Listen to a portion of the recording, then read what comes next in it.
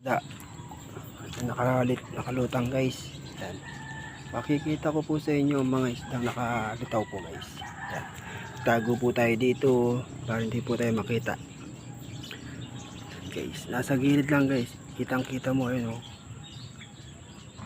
Ayan, nasa ilalim po ng tubig. Ayan po.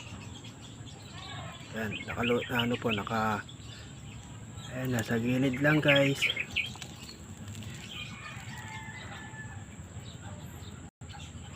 Ayan guys oh.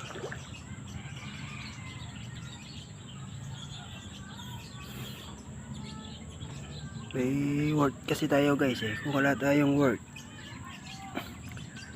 sayang naman kasi guys kung hindi tayo papasok sa trabaho eh. Ayan guys, nakatago tayo dito sa puno. Ayan. Ayan, nandun sa ano. Ayan guys. Ayan.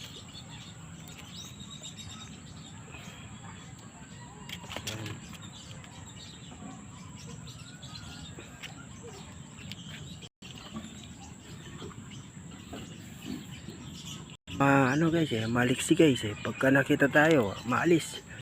Ayan, nasa ilalim sila guys oh. Nalinagan nyo guys. Kapal sa ilalim. Siguro pagka umagas ka dyan guys, hindi malayong walang dadaw eh. Nasa gilid lang guys, sa gitna. Ayan guys oh. Ayan.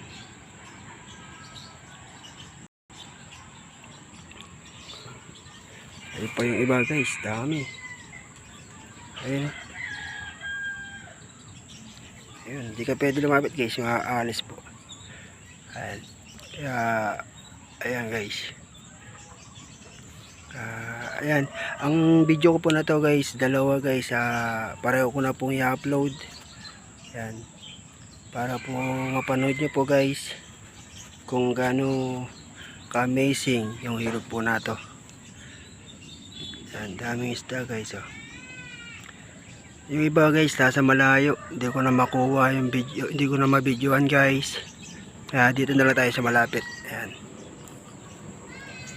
Ayan, yung iba guys yan, ayaw magpakita ng ano, diretso. Kaya ayan. Ayan guys. Sana nagkatapat ng linggo para rapang isda tayo guys. Yan guys, hanggang dyan na lang aking video guys. At shoutout na lang po sa inyong mga followers at mga viewers ko. Hanggang dyan na lang po ang aking video. Abangan na lang po ang aking video. Upload ko po ngayon din po. Bye bye po sa inyo. Maraming salamat.